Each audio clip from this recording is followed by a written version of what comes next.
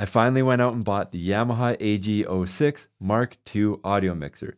This is the second gen version of the audio mixer that's lived on my desk for the last 4 years or so. I love everything about this audio mixer. It has everything that I want, but it's not so big and bloated that it takes up a bunch of room on my desk.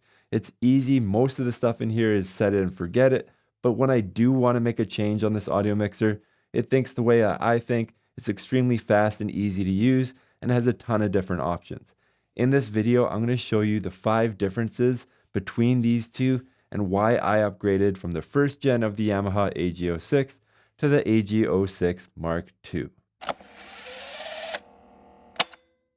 First of all, if you are looking for pricing or specs, we do have links down in the description below where you can find everything that you see in this video from a variety of online retailers to make sure that you are getting the best price possible. Now, first of all, the first main difference between these two is quite obvious. They now offer a second color on the MK2 version of this audio mixer. You can still get this in white like the previous gen, but you can get it in black. I prefer black. I think it looks cleaner on my desk. It's a little bit more discreet, but the white is also pretty stylish. It's totally subjective, but now you have the choice. The second big upgrade on this audio mixer, if you look at the top of the audio mixer or the back of the audio mixer, you will notice that the USB port has been updated. On the first gen version of this, you have a USB Type B printer port, and then you have a micro USB for the external power if you are connecting this to a phone or an iPad or something like that. On the second gen version of this, both ports are USB-C, so you can power this just by connecting it to your computer, or you can connect it to a wall outlet if your phone or something like that can't power this audio mixer on its own. The third big difference is something that I complained about a lot when I was reviewing the original version of the AG06. On the first gen version of the AG06, you only get one 48 volt phantom power. That means that you can only do one condenser mic and one dynamic microphone. On the second gen version, the 48 volts of phantom power button applies to both XLR inputs, so now you can have 2 condenser microphones if you wish. This gives you a lot more options, a lot more flexibility. I found the previous version of this audio mixer to be limiting in this regard. Now, the fourth big difference here is something that I also complained about on my review of the first gen AG06. The first generation of this audio mixer does not have a mute button. You can see here on the second generation of this audio mixer, there's a mute button for each of your microphone inputs. This makes it a lot faster and easier in the world of online meetings. If you just need a cough or you just want to mute your mic for some reason, you can just mute it.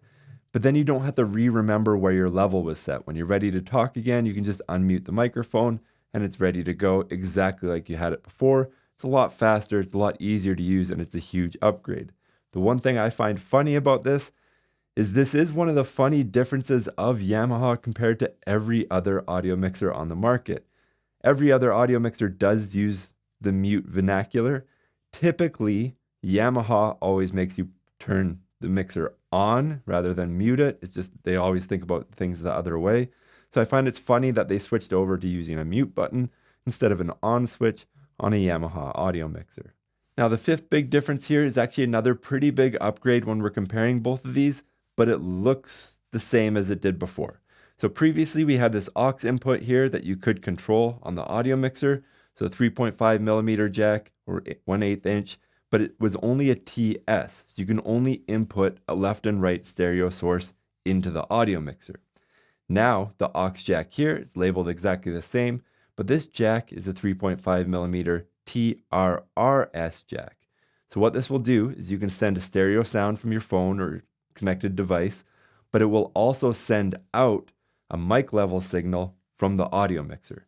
So you could connect your phone to this and connect to an online caller or an online meeting. So what most people will do with this is they'll use the USB connectivity on the back of this audio mixer for their online stream or online meeting or whatever they're doing. And then you can use this as a second stream. So now you can connect your phone and connect a Discord call or something like that to a different group of people than your main stream. This gives you a lot more flexibility. Now you can essentially stream to 2 different devices at once, and they both have the ability to offer that 360-degree feedback loop, where not only are they sending sound into the audio mixer, but you can send a return line back to them so they can hear what's coming out of the audio mixer. This is another really big upgrade. So overall, to me, the more I thought about this, it was definitely worth the upgrade. I prefer the new color. I prefer the USB connectivity. I prefer that both XLR inputs now have phantom power. The mute buttons were a huge upgrade. And now the added ability as well to connect another input streaming device with the TRRS jack that's been upgraded from the standard aux input. These are a ton of really great upgrades.